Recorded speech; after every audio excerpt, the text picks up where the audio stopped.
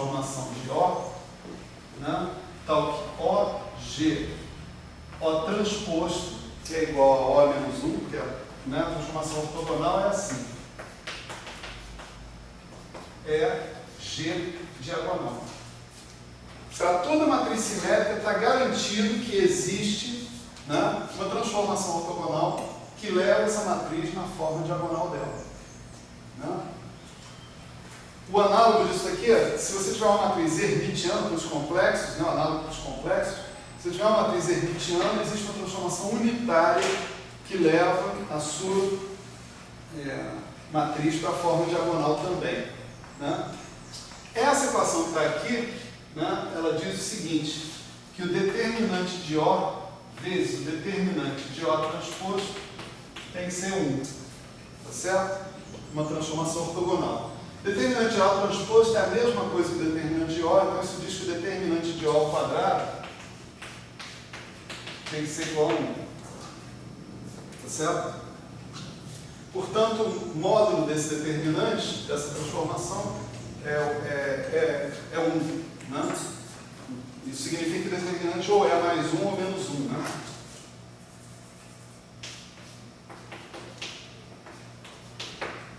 Se for uma transformação contínua com a identidade, como o determinante da identidade é 1, o determinante da transformação ortogonal, que se liga à identidade para um caminho contínuo dentro do espaço das transformações ortogonais, esse determinante vai ter que ser mais 1 e não menos 1. Não pode ser menos 1. Então tem aqui esses fatos de álgebra linear que nós vamos extrapolar para matrizes simétricas de dimensão infinita. Certo? Em particular, nós vamos supor que a gente pode diagonalizar essa matriz G, né, com uma transformação ortogonal de determinante mais 1. Né? Então, isso significa que o nosso G de xy, né, ele pode ser levado a uma forma que é G de x delta de x menos y, através de uma transformação ortogonal. Né? Transformação ortogonal, nesse caso, vai ser uma transformação assim, integral em dx dy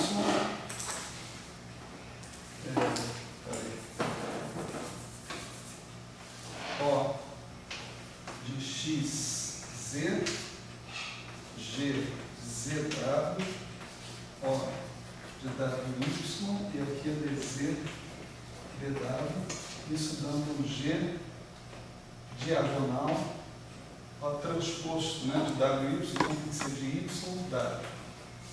Então vai ser um g diagonal de xy. Tá certo? Que é esse cara aqui que eu acabei de escrever aqui em cima, delta x menos y. Então, se existe essa transformação, né, então também vai existir um jacobiano dessa transformação. Tá certo? Quer dizer, quando eu tiver, da mesma forma que quando eu faço uma rotação, né, lá em 3 dimensões, por exemplo, eu tenho d3x, né, eu faço uma transformação que é isso aqui, x' i é igual a rij xj, somatório em j, onde esse r é uma transformação ortogonal. Uma rotação, mais especificamente falando. Se eu fizer isso, o d3x' vai ser igual ao determinante desse r vezes o d3x. E determinante desse r é mais ou menos 1, de acordo com o tipo de rotação que eu faço. Se eu faço uma rotação própria, ou seja, determinante de r é 1, isso vira d3x' igual a d3x. Portanto, a minha medida é invariante. O máximo que vai acontecer com ela, se eu estiver fazendo a transformação imprópria, eu ganho um sinal de menos ali. Tá certo? Coisas similares se aplicam ali para a nossa transformação, que a gente está colocando, né? De modo que o que vai acontecer aqui é você fazer o seguinte: aqui, nesse ponto que está aqui, você vai inserir, né, integral em dx dy, de A de x, g de xy, A de y, a gente vai inserir um O transposto. Né? Vamos fazer assim. Deixa eu colocar um espaço aqui. Se vocês estiverem anotando, coloque o mesmo espaço, que depois eu vou introduzir os elementos de integração necessários. Né? Então vamos escrever assim, A de x, ou melhor, A de z, O transposto de z, w, O de w,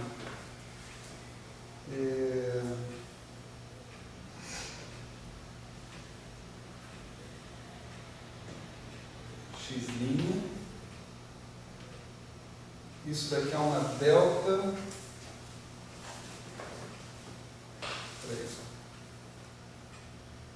isso é uma delta de x menos e, então aqui pode entrar um g de x, y,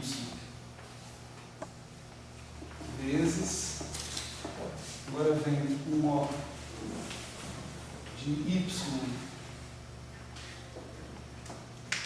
t, O transposto de t, u,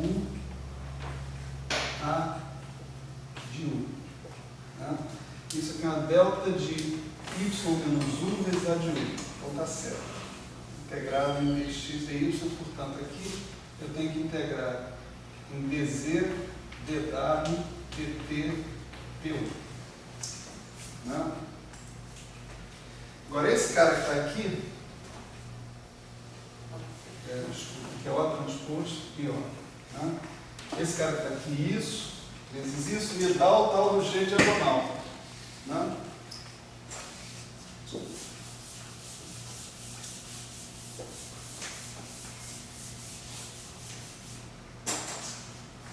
Temos aqui integral dx, dy, dz, dw, dt, du, né? De A de z, O transposto de z, w, vezes o g diagonal de que, vamos ver lá a definição que a gente teve, integral em dz, dw, nesse caso é uma integral, é justamente a integral em dx, dy, de O de wx, g de xy, O transposto de yt. Então vai ser o g de w, delta de w menos t. G diagonal de w, delta de w menos t. Né? E aqui sumiram as integrais em dx e dy. Certo? E o que sobrou no final foi O de t, u, a de u. Tá certo? Bom, o O transposto de ZW, né, é o O de WZ. Né? Então, eu posso definir agora uma barra, né, de, sei lá, de W, por exemplo, que seja integral, né, em dz de O de WZ a de Z. Tá certo? Então, com isso, né, olha só com o que eu fiz. Essa expressão originalmente colocada aqui, ela vai terminar como integral em W, em dt, vamos dizer assim, né, de A barra de W, G diagonal de WT, A barra de T. que tem uma barra de T aqui, ó, O de T1, A de 1, integrado em D1. Né? Agora, o G diagonal de WT é uma certa função, né, de W, delta de W menos T. Portanto, uma dessas integrais vai embora e fica o integral, por exemplo, em dW do G de W a barra de W ao quadrado. Voltei para o caso que eu estava considerando da minha função gaussiana. Tá certo? Ok? Se eu estou trabalhando com uma transformação ortogonal, né, o determinante dessa transformação ortogonal, mesmo sendo uma transformação infinito-dimensional, eu vou supor que seja 1. De modo que eu vou impor que a medida funcional não se altere perante essa transformação ortogonal. Se eu discretizasse esse negócio, eu tinha condições de fazer uma demonstração mais direta, talvez, desse último fato. Né?